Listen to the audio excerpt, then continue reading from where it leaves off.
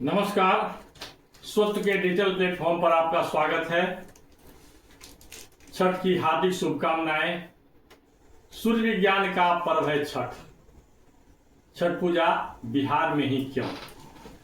ये एक प्रश्न है। इस प्रश्न के इर्द गिर्द आज का हमारा ये वीडियो में जो मैटर है वो घूमेगा। छठ महापर्व की हार्दिक शुभकामनाएं। जब हमने लोक आस्था के पर्व छठ पर लोगों के विचार एकत्रित करना शुरू किया तब एक रोचक प्रश्न से सामना हुआ। यह रोचक प्रश्न क्या है? यह रोचक प्रश्न है, छठ पूजा बिहार में ही क्यों? यह प्रश्न सरल नहीं है, लेकिन इस प्रश्न ने हमें इस पर्व के उद्गम व इसकी विकास यात्रा के बारे में जानने की प्रेरणा अवश्य दी। इससे संबंधित कई प्राचीन कथाएं भी प्रचलित हैं, लेकिन इस प्रश्न का उत्तर जो सबसे अधिक प्रामाणिक लगा वह सूर्य विज्ञान की भारतीय परंपरा से जुड़ा है। सूर्य विज्ञान का प्राचीन केंद्र बिहार था। ऐसा लगता है कि सूर्य विज्ञान को लोक व्यवहार में उतारने के क्रम में षष्ठी व्रत की परंपरा चल पड़ी और कुछ बदले हुए रूप में आज भी प्रचलित है। अपनी क्षमता के अनुसार इसका उत्तर ढूंढने के क्रम में बिहार राष्ट्रभाषा परिषद द्वारा प्रकाशित हस्तलिखित पोथियों के विस्तृत विवरणी ने हमारी सहायता की। उस विवरणी ने जो सूत्र दिया उसके आधार पर हमने जो पाया वह इस वीडियो में बता रहे हैं। राष्ट्रभाषा परिषद के अधिकारी के तौर पर शिवपूजन सहाय ने पंडित रामनारायण शास्त्री को बिहार के विभिन्न क्षेत्रों में उपलब्ध हस्तलिखित पोथियों को एकत्रित करने का काम दिया था। पटना जिले के गांव भरतपुरा में उन्होंने एक निसंतान वृद्ध ब्राह्मण के घर से सूर्य सिद्धांत भाष्य नामक हस्तलिखित पुस्तक प्राप्त की थी। उस पुस्तक में सूर्य की शक्ति के मानव कल्याण में प्रयोग की पद्धति का वर्णन है। उस पुस्तक में वाराह मिहिर और उनके आचार्य के रूप में आर्यभट्ट का भी संदर्भ मिलता है। इतिहासकारों का मानना है कि मगध की राजधानी में बहुत दिनों तक निवास करने वाले वाराह मिहिर शिप्रा नदी के तट पर स्थित कपित्थ नामक स्थान के रहने वाले थे। उस प्राचीन स्थान का अपभ्रंश अब कायथा हो गया है।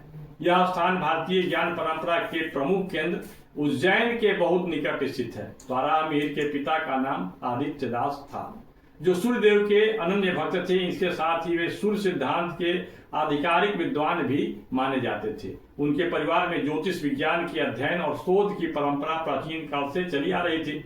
सूर्य सिद्धांत और ज्योतिष विद्या वाराह मिहिर को अपने परिवार से परंपरा के रूप में प्राप्त हुई थी।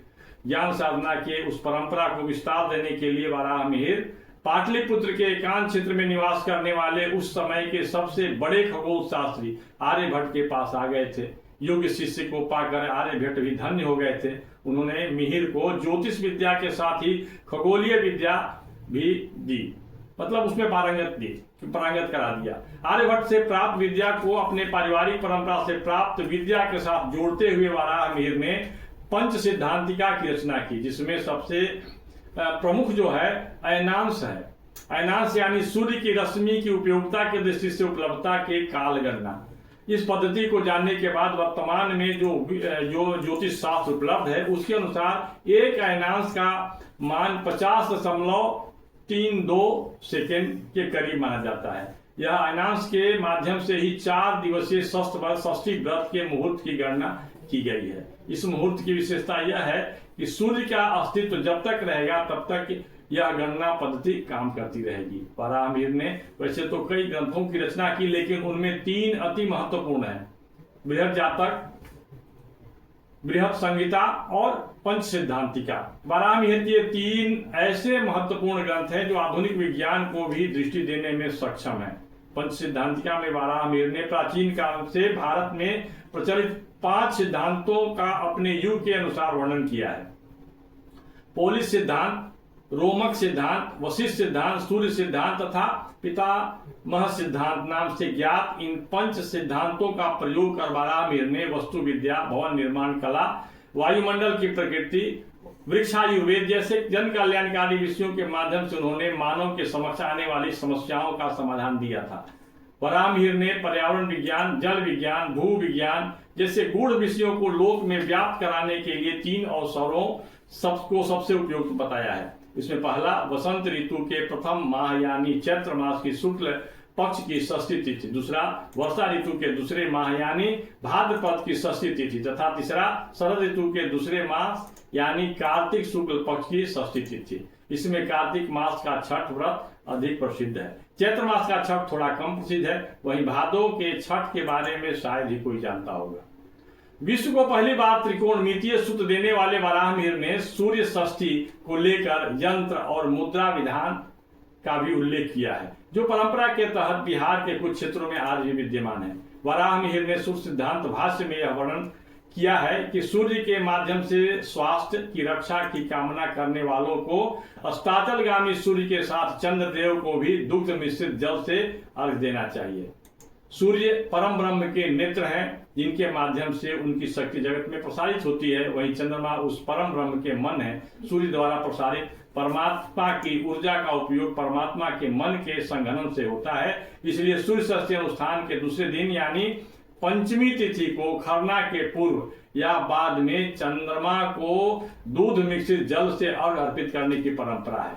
वराह मिहिर की बृहद संहिता में वर्णन है कि सूर्य के विविध ज्योतियों में से एक आपो ज्योति है। उस आपो ज्योति उनके अस्ताचलगामी होने के बाद यानी निशा काल में चंद्रमा के सानिध्य में जागृत अवस्था में होती है।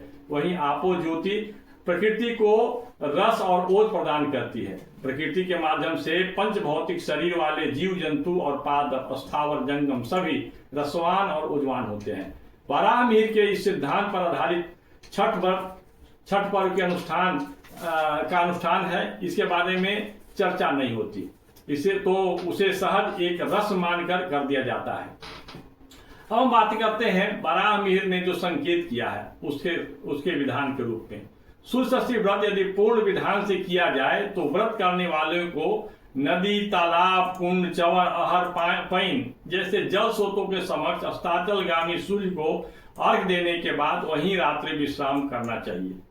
रात्रि काल में प्रकृति देवी के छठे अंश यानी षष्ठी देवी को कोसी पूजन यानी गन्ना के कुंदार मंडप में अपनी दृष्टि को ऊपर कर जो अनुष्ठानी होते हैं वो आकाश की ओर ध्यान करते हैं और यह एक परंपरा है सूर्य के उस आपो ज्योति से निकलने वाली ऊर्जा को ग्रहण करने की। इस अनुष्ठान का यह प्रयोग अष्टांग योग के प्रथम 3 चरण यानी यम, नियम और धारणा का लोक आचरण जैसा है। चूंकि यह लोक पर्व है, अतः इसमें लोक परंपरा या लोक कल्पना का भी समावेश हो गया है। इतना ही नहीं, बिहार में कई स्थानों पर जल स्रोतों के समक्ष श्रीसोक्ता बनाकर छठ के अवसर पर सूर्यदेव की पूजन की परंपरा है। यह गूढ़ सूर्य विज्ञान का एक लोक विज्ञान में रूपांतरण माना जा सकता है। इस वीडियो में बस इतना ही। सूर्योपासना का लोक पर्व छठ विज्ञान से युक्त है। छठ व्रत में हम कई प्रकार के उत्सव करते हैं, कर्मकांड करते हैं, अपने तरह के लोक जो रस्म है, रिवाज है, उसको पूरा करते हैं। लेकिन सूर्योपासना का जो लोक पर्व है छठ, उससे जुड़ा हुआ छठ विज्ञान के का भी वर्णन और उस पर भी चिंतन मनन आवश्यक है। लोक परंपरा के साथ ही विज्ञान की भी चर्चा हम बिहारी अवश्य करें। ओम सूर्याय नमः। दूसरे वीडियो के साथ फिर मिलेंगे। नमस्कार।